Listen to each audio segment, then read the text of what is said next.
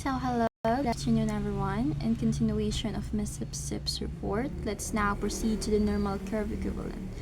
Now we all know what is normal curve equivalent during our grade 6 and high school days. Yeah, I assume. Well, the normal curve equivalent, or NC, is a normalized standard score within the range of 1 to 99, and it has a mean of 50 and a standard deviation of 21.06. Now we have here the chart where it shows its labels, of course. The standard deviations, the normal curve equivalents, the percentile equivalents. Now, among the normal curve equivalents and the percentile equivalents, they have a similarities and differences.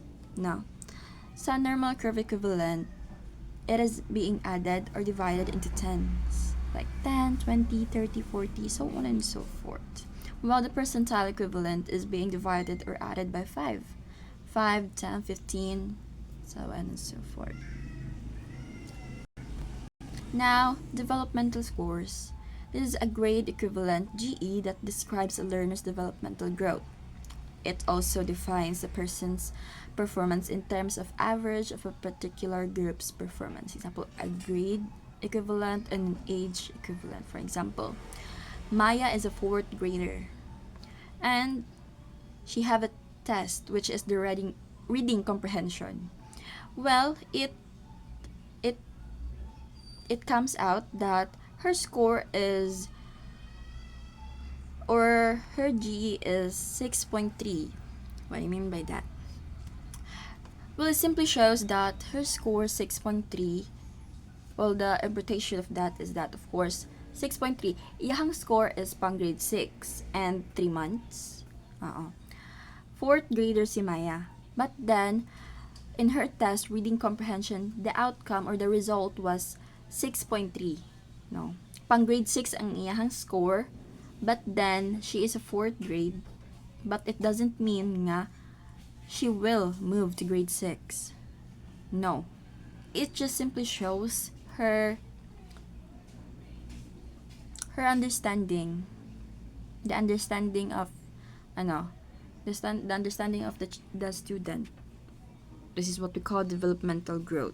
Advance siya kay pang grade 6 ang iyahang pang reading comprehension, but it doesn't mean that she will move to the grade 6.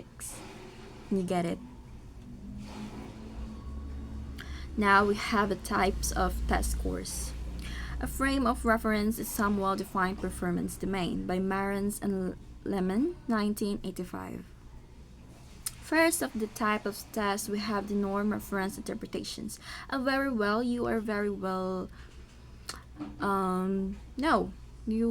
know the norm reference interpretations already, because this is being discussed during our grade 6 in our high school days. If I was not mistaken, grade 5 and grade 6 na siya.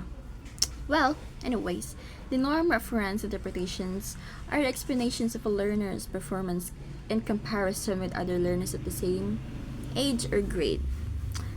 We use norm reference evaluation to determine the learner's place or rank. Now, so we always say when it comes to both types of tests, we always say in comparing those nga ang norm reference kay mao ni siya nga may balaan nimo ang kuan sa bata by rank or its place. Kung taas siya rank, kung iyahang kuan is nasa the rank and its place is being known sa norm reference. Mo na itong mailhan when it comes to comparing the criterion and the norm reference. You get that? Okay.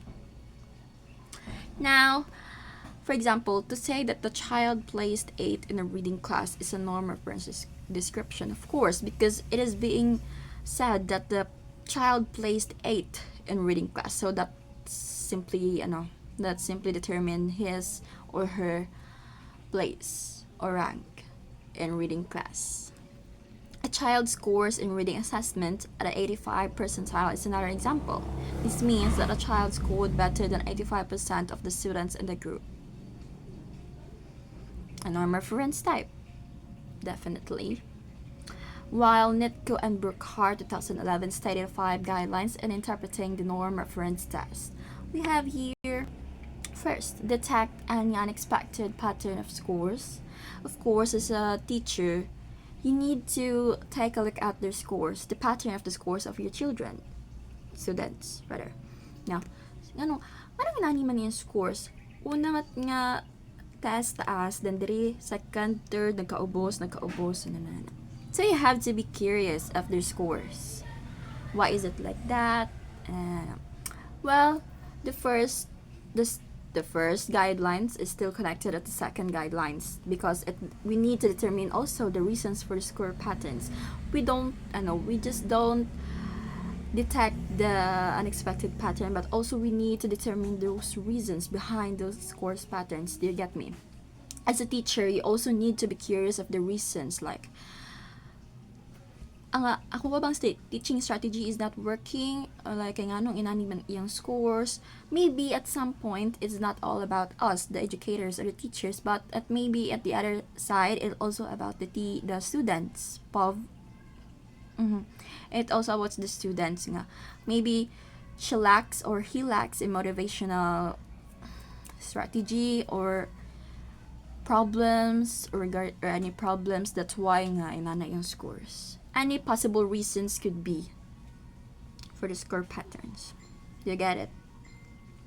Next, the third, we have do not expect surprises for every student. Just like di ta ma-expect sila yung tawag surprises. Ay, charis.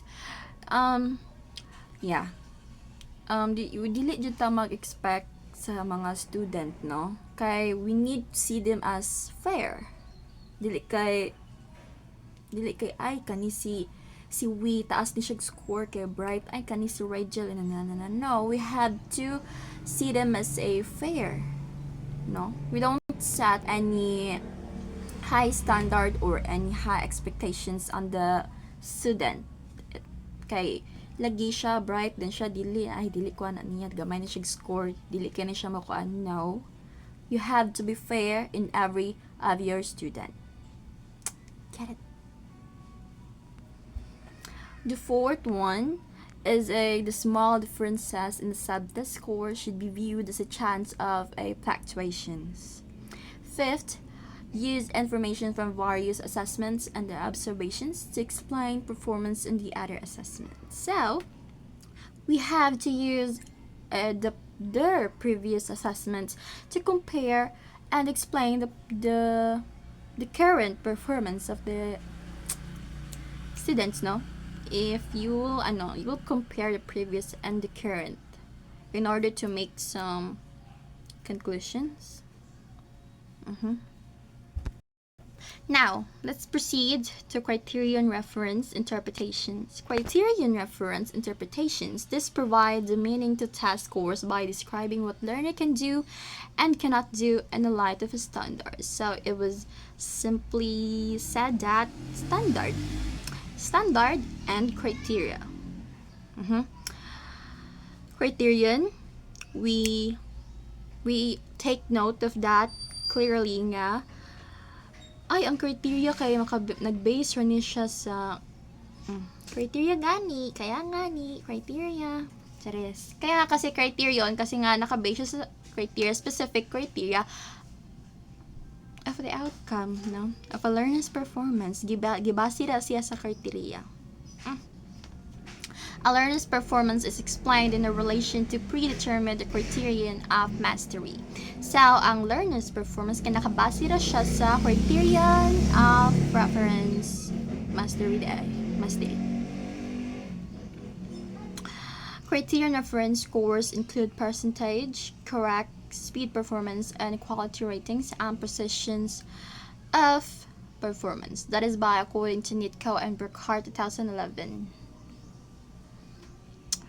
Criterion reference is used in diagnosing students' needs and monitoring their progress. It is also preferred mode of the assessment in an outcome-based of education. So, it means that when it comes to evaluating students, it must be based on the learning standards or skills, because we are talking here about the criterion. So when we are using criterion, it needs to be specific in their skills and their standards, of course, the standard. And it will not more likely to go on comparing. Do you get it? Do you get it? Wait. Miller and Lin, and also Granlund, 2009 stated about required specification of the achievement domain to be measured, as well as relevant and representative sample of test items. So, according to these humans, that in using the both specification or type of tests, this is to be ensured that all those performance are in specified.